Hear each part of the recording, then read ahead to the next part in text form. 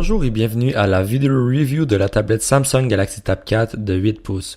Vous pouvez vous procurer cette tablette sur le site d'Amazon.com pour une valeur de 250 USD. Les prix peuvent varier tout dépendant du site internet et également du pays. Vous pouvez obtenir cette tablette soit en blanc ou en noir. Pour ce qui est de la qualité de construction, la tablette est très bien construite. Si on essaie de la plier un peu, il n'y a aucun bruit, les boutons sont rigides et lorsqu'on tient cette tablette, on a l'impression d'avoir une pièce de qualité. Les matériaux utilisés semblent être assez rigides, même si ce ne sont pas des matériaux de luxe. Le devant de la tablette est presque entièrement du verre, la bordure argentée est du plastique et l'arrière de la tablette est entièrement construite de plastique rigide avec une texture qui ressemble un peu à du cuir. Même si la tablette semble très rigide, il faut faire très attention pour ne pas l'échapper car le verre peut se briser assez facilement comme sur presque toutes les autres tablettes. Cette tablette fait un poids de 320 grammes, ce qui est juste assez pour la tenir confortablement dans nos mains. Les dimensions sont de 12,4 cm par 21 cm par 7,95 mm. Elle n'est pas trop grande ni trop petite et elle est très facile à transporter.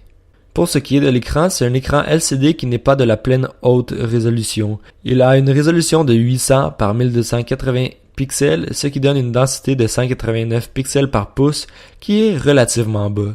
Si vous êtes une personne qui adore le pixel, ceci pourrait être un des points faibles de la tablette. La qualité de l'écran reste quand même très bonne et pour la plupart des tâches, vous n'aurez aucun souci. Vous pouvez voir l'écran de beaucoup d'angles sans problème et la luminosité est très bonne. La plupart du temps, je l'utilise avec une luminosité à environ 25%, ce qui est largement assez. Vous allez trouver du bord droit de la tablette le bouton pour allumer la tablette, les boutons pour le volume, le port infrarouge qui est plus au centre et également la forme pour la carte microSD. Sur la partie du haut, vous allez trouver la prise pour les écouteurs de 3.5 mm et en dessous le port micro USB 2.0.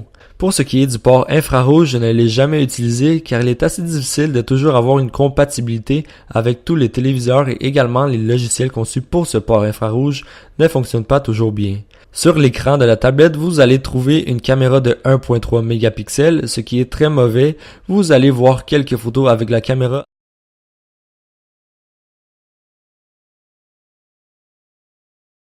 Pour ce qui est de la caméra en arrière de la tablette, elle est de 3.1 mégapixels avec un focus fixe, ce qui est encore très mauvais et les photos prises par cette caméra vont également être très mauvaises. Quand on parle de focus fixe, cela veut dire qu'il n'y a pas d'autofocus et qu'on ne peut pas ajuster le focus comme on le voudrait.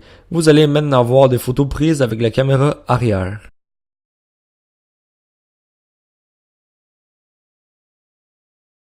Pour ce qui est de la qualité vidéo, elle est encore très mauvaise et la résolution maximale que vous pouvez obtenir c'est du 1280 par 720.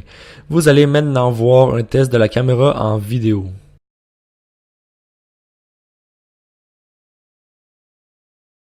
Pour ce qui est des trois boutons en bas de l'écran de la tablette, celui du centre est physique, donc on peut cliquer dessus et c'est le bouton qui vous amènera à votre menu principal.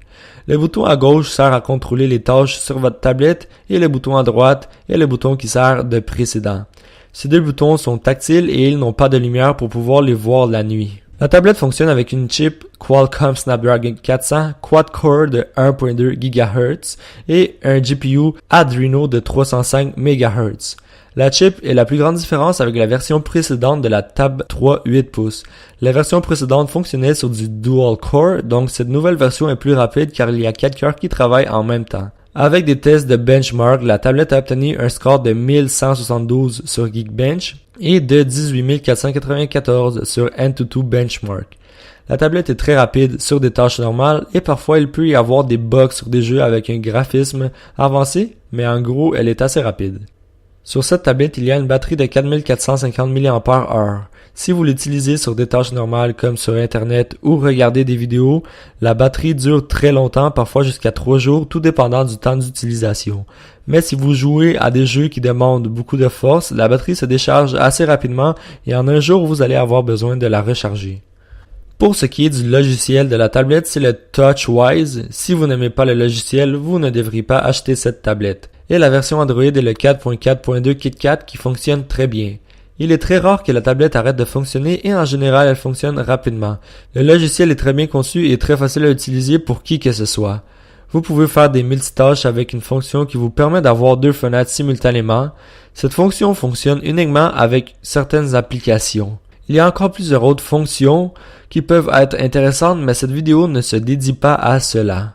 En conclusion, je recommande cette tablette pour les personnes qui veulent une tablette dans le juste milieu, ni trop grande, ni trop petite et facile à transporter, et avec une qualité générale assez bonne. Pour les personnes qui veulent prendre des photos avec leur tablette, qui adorent les pixels ou qui veulent utiliser leur tablette pour jouer à des jeux qui demandent beaucoup de force, vous allez être déçus avec cette tablette et je vous recommande de chercher quelque chose d'autre. J'espère que vous avez aimé cette vidéo. Si c'est le cas, abonnez-vous et on se revoit pour la prochaine vidéo. Bye bye.